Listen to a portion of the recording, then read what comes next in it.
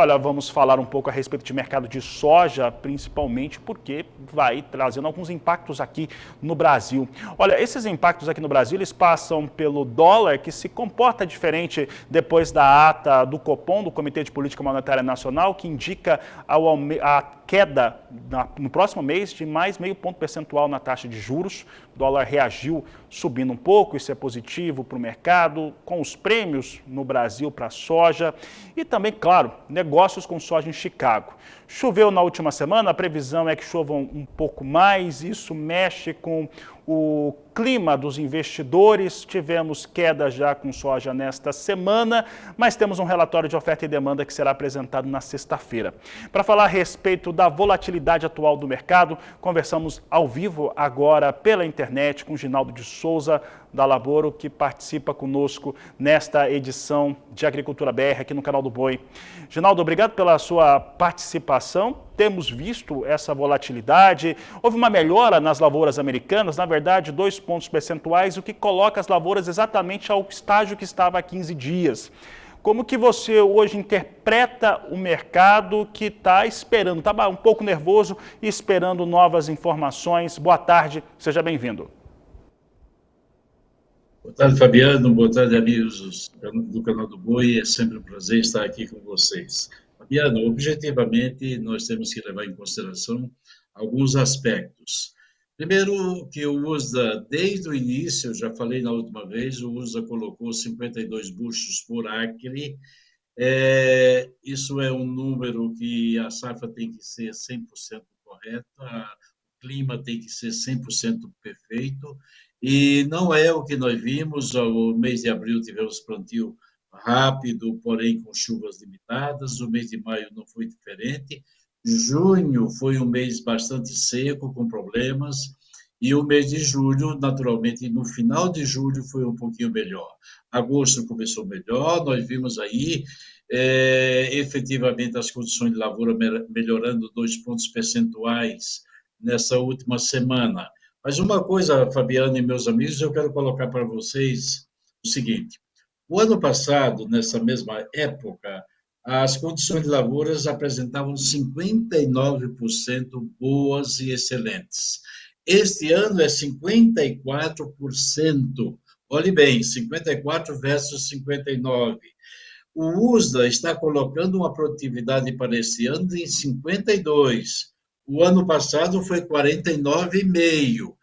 Qual é a matemática? 2 mais 2 tem que ser 4. Não é diferente. Então, nós temos que pensar, ou o USDA está fazendo de propósito, que eu não creio, simplesmente ele jogou um número lá atrás, porque esse número já vem lá desde o fórum de fevereiro, ele baixou naturalmente a quantidade de hectares em 4 milhões, mas ele continuou mostrando uma safra recorde em termos de produtividade. E para nós analisarmos melhor, fica aí os números. 52 esse ano, com uma safra em condições piores. Qual é a matemática? O que está errado? Então, nós temos um supply e demand aí na sexta-feira, e eu espero que o USDA, usando coerência, decência e, naturalmente, informações seguras, possa reduzir. Por enquanto, ninguém está botando muita fé. Claro que o mês de agosto, Fabiano, meus amigos, é o mês que se faz a safra de soja. Nós sabemos que tem aí 90% da safra em estado de floração, dos quais 40 e poucos por cento está aí começando, vamos dizer, formando vagem, e já temos também soja, algo como 10% em enchimento de grão. Então, tudo isso aí é um prato cheio para especulação, para movimentação, para volatilidade do mercado. Então, objetivamente falando, a safra ainda tem muita coisa para acontecer e poderemos ter ou não uma safra cheia se as condições climáticas voltassem a melhorar. Os dois modelos, inclusive o americano e o europeu, desta manhã, mostram chuvas abaixo do normal para os próximos 10 dias, meus amigos. Muito bem, Ginaldo. Ginaldo, e olha só, Somado a isso, né, nós temos as condições norte-americanas, você lembrou muito bem, momento de formação, né, um mês que é muito característico para a soja norte-americana, e temos também outros fatores. Os fatores passam pela questão do mercado financeiro. Aqui no Brasil, eu estava até falando a respeito da ata de ontem do Copom, mas tem também alguns números que chegam da China, vão mostrando deflação na China. Isso mostra que os planos de recuperação daquela velocidade da economia chinesa não vem tão bem, ou não está funcionando tão bem por enquanto, ao passo que nós temos um produtor de soja aí brasileiro, de uma maneira geral, com uns 40 milhões de toneladas para negociar. Como é que fica este cenário, como negociar melhor esse volume de soja que é bem maior do que aquele que nós vemos para o mês de agosto, setembro, nos anos anteriores? Perfeitamente, Fabiano. Nós temos que levar em consideração, e o produtor tem que, naturalmente, trabalhar com essas ideias de que o dólar, naturalmente, melhor, o câmbio, de um modo geral, com a saída de capitais, naturalmente, pela redução das taxas de juros, tem uma tendência a melhorar um pouco mais, mas e o prêmio brasileiro está hoje 90 sobre o mês de agosto, ou seja, over agosto, é um prêmio que naturalmente está evoluindo.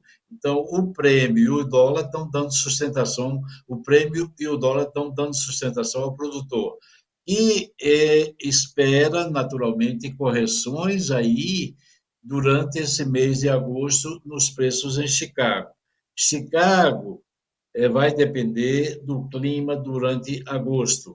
Mas nós temos essa semana uma coisa muito importante: o supply demand, o USA poderá já reduzir alguma coisa e fazer a correção definitiva lá em setembro.